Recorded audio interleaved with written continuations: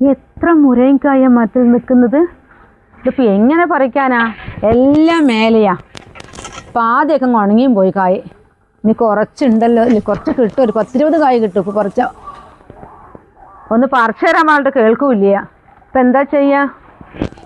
എന്തായാലും മരത്തിന് വെട്ടി വിടണം. അത് മതിൽ പോകും തോന്നുന്നു. ഇത്രയും മേലേക്കിന് മരം മുരിങ്ങ മരം പോകാൻ പറ്റില്ലെന്ന് എല്ലാവരും പറയലുണ്ട്. അതെങ്ങനെ അവിടെ ഇങ്ങനെ തന്നെ ഇരിക്കും? ഒന്ന് പറഞ്ഞാലോട്ട് കേൾക്കൂല്ല. എന്താണ് രാവിലെ തന്നെ കുറ്റം പറയാൻ തുടങ്ങി?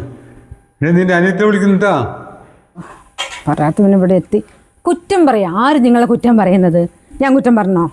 ഇവിടെ ഇതിന് രാവിലെ തന്നെ എന്നെ വിളിക്കുന്നത്. ഹലോ, എന്താ രാവിലെ തന്നെ? കല്യാണത്തിനോ? കല്യാണത്തിന് 10-15 ദിവസം ഇല്ലേ? സ്വർണ്ണമോ? നല്ല കാര്യമായി. ഈ സ്വർണത്തിൻ്റെ വിലയ്ക്ക് സ്വർണം കൊടുക്കുക. ഞാൻ സ്വർണ്ണമൊന്നും കൊടുക്കുന്നില്ലേ. വേണമെങ്കിൽ ഒരു 4000-5000 കൈക്ക് കൊടുക്കും, അത്ര തന്നെ. നീയോ? അരപ്പവനാ? നടക്കുന്ന പോലെ തന്നെ. അരപ്പവന് പൈസ എത്ര വേണമെന്ന് പറഞ്ഞിട്ടാ ഇപ്പോഴത്തെ സ്വർണത്തിൻ്റെ വിലയ്ക്ക്? നീ കൊടുത്തോ. നമുക്ക് അത്രയൊന്നും കൊടുക്കാനില്ലേ? നിങ്ങൾക്ക് പൈസക്കാരല്ലേ, നിങ്ങൾ കൊടുക്കും. ഈ കള്ളത്തരം പറയാൻ പണ്ടേ മെടുക്കത്തിയാ. നിന്റെ അനിയത്തിൻ്റെ എന്തുണ്ടായിട്ട് അവൾ കൊടുക്കുന്ന അരപ്പവൻ കൊടുക്കുന്നില്ലേ? എനിക്കെന്താ കൊടുത്താ?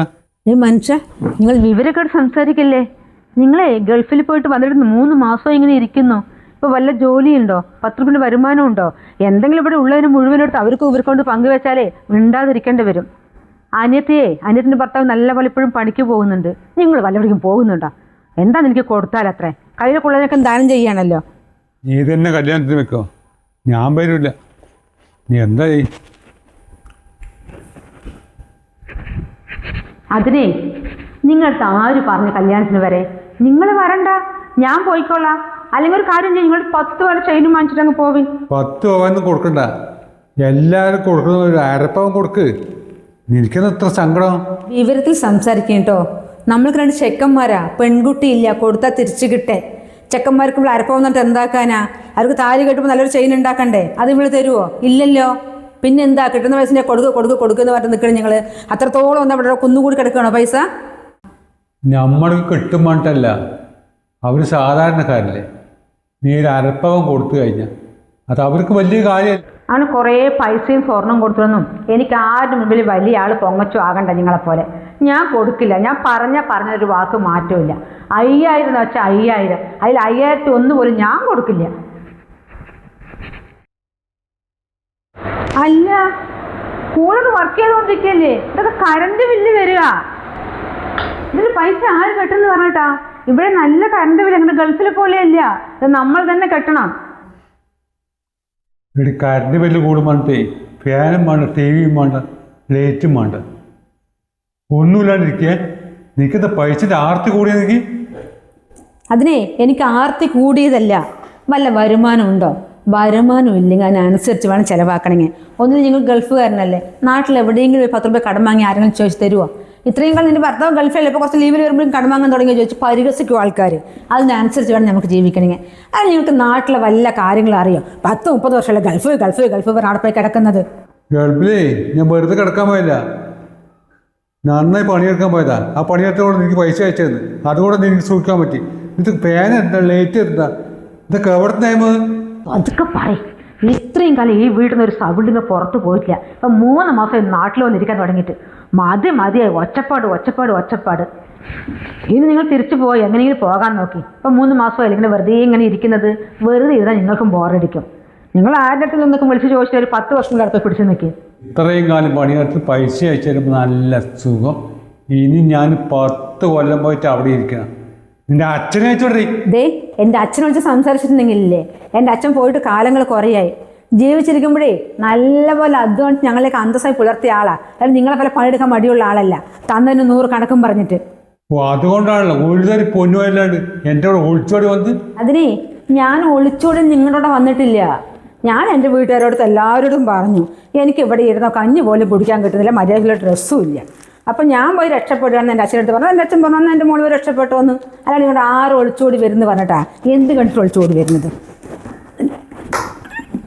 എല്ലാം അറിയാം. മര്യാദയ്ക്ക് അടങ്ങി ഒതുങ്ങിയിരിക്കും. എന്നെ ഭരിക്കാൻ പറ്റില്ല. മതി, ഇനി കൂടുതൽ സംസാരിക്കണ്ട. വെറുതെ ഇരിക്കുമ്പോഴാണ് ഈ കുരുട്ടുബുദ്ധിയൊക്കെ വരുന്നത്. ഒരു കാര്യം ചെയ്യാം, ചൂലെടുത്ത് ഇവിടെ ഒക്കെ ഒന്ന് അടിച്ചു വാരി നിങ്ങൾ തുടക്കി, ഞാൻ താഴെ പോകട്ടെ. നിങ്ങളങ്ങനെ കൂടുതൽ നോക്കിയിട്ടേ പേടിപ്പിക്കുകയൊന്നും വേണ്ട. ഇത്രയും കാലം ഇവിടെ അടുക്കലും തുടക്കലും ചോറ് വെക്കലും കറി വെക്കലും തുണി അലക്കലും നിങ്ങളുടെ പിള്ളേരുടെ കാര്യം നോക്കലും എൻ്റെ ഡ്യൂട്ടിയായിരുന്നു. ഇനിയാകും കുറച്ച് കാലം ഞാനങ്ങ് റെസ്റ്റ് എടുക്കുക. നിങ്ങളിപ്പോൾ നാട്ടിൽ വന്നിട്ടുണ്ടല്ലോ, ഈ പണി മുഴുവനൊന്നും നിങ്ങൾ ചെയ്യ്. എൻ്റെ ഭക്ഷണം ആകുമ്പോൾ എന്നെ വിളിച്ചാൽ മതി. മീൻ വാങ്ങിയിട്ട് ഫ്രിഡ്ജിൽ വെച്ചിട്ടുണ്ട്. എനിക്കൊരു 1-1.5 ചോറ് വേണം. ഇല്ലെങ്കിലേ എനിക്ക് വേറെ സ്വഭാവമുണ്ട്, അത് എടുപ്പിക്കണേ നീ. അങ്ങനെ വഴിക്ക് വരി, അല്ലാതെ ഇവിടെ കിടന്ന് വലിയ ഡയലോഗ് അടിച്ചിട്ടുണ്ടെങ്കിലേ ഒരു പണി ഞാൻ ചെയ്യില്ല. നീ പണിയെടുക്കുള്ളൂ. ഇതൊക്കെ താന്നു കൊടുത്തിട്ടുണ്ടെങ്കിലേ നമുക്കൊന്നും ഇവിടെ സമാധിരിക്കാൻ പറ്റില്ല. എത്ര പൈസയ്ക്ക് മീൻ വാങ്ങുന്നറിയോ? 50 രൂപൻ്റെ മീനാകുമ്പോൾ ഇത്രയേ തരുള്ളൂ. പിന്നെ ഇത്രയും മീൻ പിന്നെയും ബാക്കിയാണ്. അപ്പോൾ ഒരു 50, 100, 150 റുപ്യൻ്റെ മീൻ വാങ്ങിച്ചിട്ടുണ്ടാവും. ഞാനാണെങ്കിൽ 50 രൂപൻ്റെ മീൻ വാങ്ങി 2 ദിവസം ഒപ്പിക്കുന്ന ആളാണ്. ഇനി പൈസ മുഴുവനങ്ങ് ചിലവാക്കുമോ പറഞ്ഞാൽ ഇപ്പോൾ എനിക്ക് പേടി. ചേച്ചി 3 പപ്പടമൊക്കെ വാങ്ങലില്ലേ? ഇപ്പം എന്താ പപ്പടം വാങ്ങാത്തേ? അതിന് വരുമാനമൊന്നും ഇല്ല. മൂപ്പര് ഗൾഫിൽ നിന്ന് വന്നിട്ട് വീട്ടിലിരിക്കുകയല്ലേ, ഇനി ചിലവൊക്കെ ചുരുക്കുകയാണ്.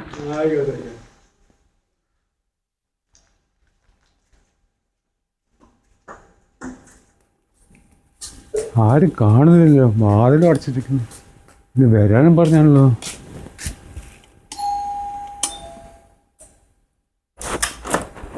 ആ വിജയേട്ടനാ, വരും ഇരിക്കും. മൂപ്പര് ഉറങ്ങുക, ആ ടൈമിൽ വരാൻ പറഞ്ഞതാ. അല്ല, മൂപ്പരെ നമ്മൾ വിളിക്കും, എന്നാലേ കാര്യങ്ങൾ ചർച്ച ചെയ്യാൻ പറ്റുള്ളൂ.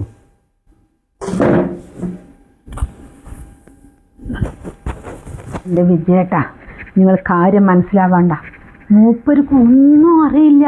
ആ ഗൾഫിൽ ഇരുന്ന് ഈ നാട്ടിലെ വല്ല കാര്യങ്ങൾ അറിയുന്നുണ്ടോ? എന്നാൽ നമ്മൾ പറഞ്ഞാൽ മനസ്സിലാവണം. അതോട് തലയ്ക്ക് കയറുമില്ല. ഞാൻ പറയും ഒരു തർക്കുത്തരം പറയാം. ആ പോട്ടെ, നിങ്ങൾ പോയ കാര്യമൊക്കെ എന്തായി? ഒന്നും പറയാനില്ല. നല്ല മൊഞ്ചുള്ള കുട്ടിയാ. കുടുംബക്കാരോ നല്ല പഞ്ച പാവങ്ങൾ. വിജയേട്ടാ, നിങ്ങൾ 10-20 ആലോചന കൊണ്ടുവന്നില്ലേ? ഇതെല്ലാം പറഞ്ഞ മൊഞ്ചുള്ള പെൺകുട്ടിന്ന്. അവിടെ കാണാൻ പോകുമ്പോഴോ ഒരു രൂപമില്ലാത്ത കുട്ടികൾ കാണേ. നമ്മുടെ ചെക്കൻ നിങ്ങൾക്ക് അറിയണതല്ലേ, നല്ല ഭംഗിയുള്ള ചെക്കനാണ്. പിന്നെ അത് പോട്ടെ, ഇതിപ്പോൾ നമുക്ക് ചെന്ന് നോക്കാം. പക്ഷെ മൊഞ്ച് മാത്രം പോരാലോ, പൈസയുള്ള കുടുംബമാണോ? അതിപ്പോൾ നിങ്ങളുടെ സുധാരേട്ടൻ പറഞ്ഞില്ല, പൈസയൊന്നും വേണ്ട, നല്ല കുട്ടിയായിരിക്കും, നല്ല കുടുംബം, അത് മതി പറഞ്ഞില്ല. സുധാകരേട്ടൻ അയാൾക്ക് എന്തറിയാനാ? ഗൾഫിൽ നിന്ന് വന്നതപ്പോൾ വീട്ടിൽ മിണ്ടാതില്ല. നാട്ടിൽ നടക്കുന്ന കാര്യങ്ങൾ വല്ലതും അറിയുന്നുണ്ടോ? പുറത്തങ്ങോട്ട് ഇറങ്ങുക, അങ്ങോട്ടും പോവുക, കുറച്ച് കഴിഞ്ഞ് വരുന്ന വീട്ടിൽ വന്നിരിക്കും. പിന്നെ പൊന്നു വേണം കുട്ടിക്ക്, നല്ല തറവാട്ടുകാരായിരിക്കണം. അവർക്ക് പിന്നീട് ജീവിക്കണ്ടേ?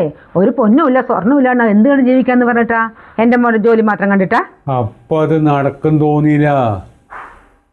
അല്ല പോട്ടെ, നിങ്ങൾക്ക് എത്ര കിട്ടണം അതെന്ന് പറയും. എത്ര പവൻ കിട്ടണമെന്ന് നിങ്ങൾ ചോദിക്കണോ? നിങ്ങൾക്ക് പിന്നെ വിജയേട്ടാ, നിങ്ങൾ എത്ര കല്യാണങ്ങൾ നാട്ടിലുണ്ടാക്കി കൊടുത്തതാണ്? പിന്നെ ഒരു കുടുംബത്തിൽ എത്ര കൊണ്ടുവരുന്നതൊക്കെ നിങ്ങൾക്ക് അറിയുന്നതല്ലേ. ഞങ്ങളുടെ കുടുംബത്തെക്കുറിച്ച് നിങ്ങൾക്ക് നല്ല പോലെ അറിയാലോ. ഒരു 40 പവൻ എന്തായാലും വേണം. എൻ്റെ വണ്ടി നീ എന്തായി പറയുന്നു? 40 പവനാ? ഞാനങ്ങനെ ചോദിക്കുക. ഇപ്പം ആരും പൊന്നു കൊടുക്കുന്നില്ല. അവർ വേണമെങ്കിൽ ഒരു 10-15 പവൻ തരും, അത്രേ കിട്ടൂ. 15 പവനാ? അയ്യോ, അത് നടക്കില്ല. വന്ന പിന്നെ അതിലേറെയാണ്. അത് നടക്കുന്ന കാര്യമല്ല. എന്തായാലും ഒരു 35 പവനങ്ങൾ ഉറപ്പായിട്ടും വേണം. അല്ലാണ്ടാവില്ലേ? കാരണം ഒരുപാട് ആൾക്കാർ കല്യാണത്തിന് വരുന്നതാ. പന്തലേക്ക് കുട്ടിനെ കാണുമ്പോഴേ നിറച്ച ആഭരണം വേണ്ടേ? അല്ലെങ്കിൽ നമ്മുടെ ഒരു അന്തസ്സിന് കുറവല്ലേ അത്? പിന്നെ ഞാൻ ഒരു കാര്യം പറയട്ടെ, ഇപ്പം എല്ലാവരും പറയുന്ന കാര്യം, ആ പെൺകുട്ടിക്ക് എന്തായാലും 10-23 വയസ്സായില്ലേ? ഇത്രയും കാലം വരെ അവർക്കറിയില്ലേ പെൺകുട്ടിനെ കല്യാണം കഴിച്ച് കൊടുക്കണം എന്നുള്ളത്? ഈ കല്യാണ ടൈമിലാണോ പൊന്ന് വാങ്ങാൻ വേണ്ടി ഓടുന്നത്? പൊന്നിന് വില കൂട്ടിപ്പോൾ 1 വർഷം 1.5 വർഷമല്ലേ ആയിട്ടുള്ളൂ. ഇത് പ്രസവിച്ച് തന്നെ വാങ്ങി കൂട്ടണ്ടേ അച്ഛനമ്മമാർ സ്വർണം? എന്നാൽ പിന്നെ പന്തലിക്ക് മക്കളെ അന്തസ്സായിട്ട് ഇറക്കാലോ. അപ്പം വില കൂടുകയോ കുറയ്ക്കുക എന്തോ ചെയ്യുമെന്ന് പറഞ്ഞിട്ട് അവരിനെ വിടാലോ. അതിൻ്റെ പുറകെ നടക്കേണ്ട ആവശ്യമില്ലല്ലോ. ഇപ്പം അതിൻ്റെ ഒരു പേരും പറഞ്ഞു, വില കൂടി പറഞ്ഞിട്ട് ഒരാളും സ്വർണം കൊടുക്കുന്നില്ല. പെൺകുട്ടിനെ പ്രസവിച്ച് കൊണ്ടേ അപ്പം തുടങ്ങി എല്ലാവർക്കും സ്വർണം വാങ്ങി കൂട്ടാൻ പറ്റുമോ? എന്ത് പഞ്ച നീ വിവരക്കേട് സംസാരിക്കുന്നു? എന്നാൽ നമുക്ക് ഈ കുട്ടി വേണ്ട. ഈ നാട്ടിൽ എത്ര പെൺകുട്ടികൾ കിടക്കണം, ഇഷ്ടംപോലെ നല്ല നല്ല പെൺകുട്ടികളുണ്ടാവും. നിങ്ങൾ നല്ലൊരു കുടുംബത്തിൽ പോയിട്ടേ ഒരു പൈസക്കാരൻ്റെ പോയി പെണ്ണ് നോക്കി, ഈ ഒന്നുമില്ലാത്തവരുടെ പോയി പെണ്ണ് നോക്കണ്ടേ? നമുക്കതൊന്നും പറ്റില്ല. വണ്ടി ഒരു കാര്യം ചെയ്യും എന്നാൽ 1000 ഉറുപ്പ്യ കൊണ്ടാ. ഞാൻ ചോദിക്കും ഇല്ല ഇല്ല പറഞ്ഞാല് ഞാൻ എത്ര പ്രാവശ്യം ചോദിക്കും. ഞാൻ വെറുതെ പോകാൻ പറ്റില്ല, എനിക്ക് ഒരുപാട് പൈസ ചെലവുണ്ട്. വിജയേട്ടാ, നിങ്ങൾ ചോദിക്കും എല്ലാം പറയാൻ കാരണം എന്താ അറിയോ? നിങ്ങൾ ഏതെങ്കിലും ഒന്ന് കൊണ്ടുവന്ന് ശരിയാവണ്ടേ, എന്നാലേ പൈസ തരിക. നിങ്ങളിപ്പോൾ ഇത് എത്ര 20-21 ആലോചനയല്ലേ വരുന്നത്? അപ്പോഴൊക്കെ പൈസ എനിക്ക് തരാൻ പറ്റുമോ? അങ്ങനെ 1000 തന്നതാണെങ്കിലോ ഇപ്പോൾ 21,000 രൂപ ഇങ്ങ് തന്നു പോയിട്ടുണ്ടാവില്ലേ? പിന്നെ നിങ്ങൾ കല്യാണം ഉറപ്പിച്ചാൽ പിന്നെ ഞാൻ എന്ത് തരാനുള്ളത്? അപ്പോൾ നല്ലൊരു ആലോചന കൊണ്ടുവന്ന് കല്യാണം ഉറപ്പിച്ച് തരും. അന്ന് ശേഷം അതിന് തക്കതായിട്ടുള്ളൊരു പൈസ ഞാൻ നിങ്ങൾക്ക് അങ്ങോട്ട് തരാം. അതുവരെ 5 പൈസ നിങ്ങൾക്ക് ഇവിടെ നിന്ന് കിട്ടില്ല. എനിക്ക് എന്തായാലും തോന്നുന്നില്ല നിന്റെ മോൻ്റെ കല്യാണം ഈ അടുത്തൊന്നും നടക്കുന്നു. പൈസ ആയിട്ട് നീ തരൂല്ല. എനിക്ക് പോകാനും വരാൻ പൈസ വേണ്ട മഞ്ചേ, അത് നീ മനസ്സിലാക്കാണ്ട്. അയ്യോ, ഇപ്പം എൻ്റെ അടുത്ത് പൈസ ഒരു 500 രൂപയുണ്ട്. പിന്നെ നിങ്ങളുടെ 500 ചില്ലറയുണ്ടോ? നിങ്ങൾ 200 എടുത്തോളൂ, ബാക്കി 300 അങ്ങ് തിരിച്ചു തരും. 200 രൂപ എന്തിനു പറ്റാനാ? ചായ കുടിക്കാൻ 100 രൂപ വേണം. എൻ്റെ എത്ര പൈസ ചിലവാക്കിയതാ? നിങ്ങളിത് വല്ല പൈസ തന്നിട്ടുണ്ടാ? നിങ്ങൾ 2000 രൂപ തരും. ഒരു കാര്യം ചെയ്യും, നിങ്ങൾ പിണങ്ങി പോകണ്ട, നല്ലൊരു ബന്ധം തന്നെ കൊണ്ടുവരും. അങ്ങോട്ടും വേണ്ട ഇങ്ങോട്ടും വേണ്ട. ആ 500 രൂപ അങ്ങ് നിങ്ങൾക്ക് തരാൻ മുഴുവനും നിങ്ങൾ എടുത്തോളി. എനിക്കൊരു വയറുകത്തിൽ വേണ്ടല്ലോ നിങ്ങളുടെ. എന്താ ചെയ്യപ്പോൾ 500 അത് ശരിയുണ്ട്. എന്നാൽ പിന്നെ 500 എടുത്തിട്ട് വരാം, ഇരിക്കേ.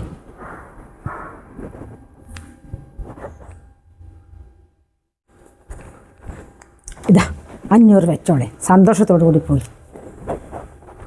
സന്തോഷം.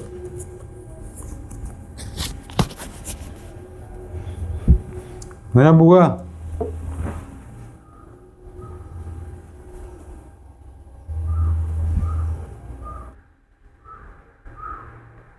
മൂപ്പർക്ക് നല്ല സന്തോഷമായി. 500 കഴിഞ്ഞ് പോകുകയും ചെയ്തു.